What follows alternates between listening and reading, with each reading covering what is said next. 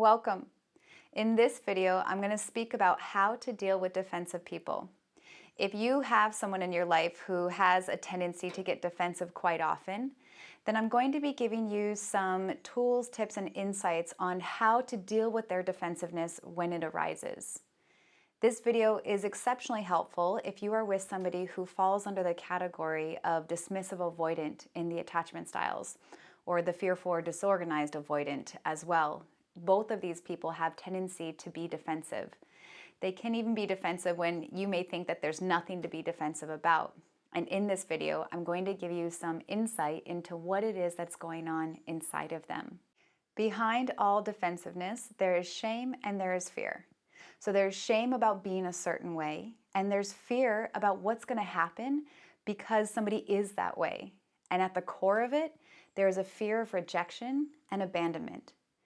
It's likely that somebody who's very defensive experienced criticism as a kid, whether it was from a parent or a teacher or their friends, and that criticism was followed by a punishment or rejection. Not everybody is connected to the fear of abandonment or the fear of rejection. Especially if these things happened early on in someone's childhood, then these kinds of fears are below their conscious awareness. So whether somebody is in touch with these fears or not, you're going to treat it the same way. If you're with a dismissive avoidant or somebody who is highly defensive, it's likely that they've got some core wounds going on inside of them that they are reacting to. Core wounds such as something's wrong with them, or that they're inadequate, or that they're a mistake, or they're not enough. And they constantly feel like they're making mistakes and they're doing everything wrong. Dismissive avoidants have a tendency to expect abandonment, and this is different than fearing abandonment.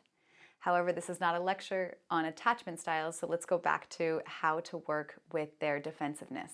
You're probably used to reacting to their defensiveness, and it ends up going into a downward spiral, or perhaps you just shut down. So instead of reacting or withdrawing, I encourage you to get curious. Get curious about what it is that they are showing you and telling you. If you are able to listen with compassion, then you're going to be able to get in touch with their core wounds. Try to identify what core wounds it is that exist inside of them by listening to what it is that they are defending about. Do they defend about being wrong? Or do they defend about making a mistake? Do they feel like they're being blamed for something constantly? Or are they telling you that they're afraid that you're going to leave? Try to get in touch with these things by listening compassionately rather than reacting. Once you have identified what core wound or wounds that are alive inside of them, then you can speak to these things directly when you go to approach them about something that might be triggering for them, or just to hold it in your overall awareness when you're interacting with them. When you have identified what their core wounds are or what they might be, then you can work on speaking directly to those when you approach them about something that might be triggering for them. In doing that, you are trying to disengage the core wound by giving it the reassurance that it needs. For instance, if somebody's got a core wound around being made wrong, then you could approach a conversation with them where it could sound something like this. I'd like to talk to you about something that happened, and I want to share with you what I experienced, and so that we can try to find a way to do this differently in the future. I want you to know that you've done nothing wrong and that we are both here to learn and to grow together. So you can see in that I spoke about there's nothing wrong, you did nothing wrong, we're both learning and growing. I gave love and reassurance as I spoke to this part of their core wound that constantly feels like they need to defend against about being made wrong. Let's explore how you could approach somebody who's got a core wound around being criticized. So you could approach them by saying something like this. I would love to share with you about something that came up the other day. I'm a little worried that you're going to hear this as a criticism, and that's not my intention to deliver it that way. I'd simply like to be able to give you some feedback about what I experienced and what didn't work for me. Are you open to hear that? And then in it, you can try to give whatever love and reassurance and just to create space for their humanness. Or perhaps they are going to feel criticized because you're speaking about a preference that you had that was different than theirs. So you could also speak to this. I'm not criticizing you, we're just calling attention to how we have different preferences.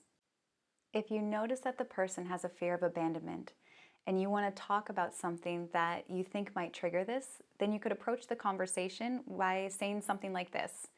I'd like to talk to you about something because I care about you and I care about this relationship. And I would like for us to continue to go deeper and to build this bond that we have together. So you can see that you are able to disengage that fear of abandonment before it even gets triggered if you're able to approach a conversation in this way. And if you aren't able to identify what their core wound is, then just let them know that you love them and that you accept them and that you're committed to working through these things together with them, whatever it is that you're addressing. In essence, they just need to know that they are loved and accepted. When you have an idea of what their core wounds are and you are able to see and to feel the pain behind their defensiveness, it makes it easier to be patient when that defensiveness arises. It also makes it easier to be able to be compassionate with them. And in this way, you are able to be on their side and to help them rather than being somebody who is going against them and somebody that they feel that they have to defend themselves against. These core wounds were created in relationship and they can heal in relationship. So this is an invitation and an encouragement that when you meet somebody's defensiveness, that you are able to try to hold space for it, to lean in, to be compassionate and patient. And if it has already gotten triggered, then you can meet it with, I hear you, I see you. Even reflect back to them what it is that you're hearing and seeing and understanding. Because a lot of times, somebody who's really defensive, they just want to be seen and heard in that. So offer that to them with love and compassion.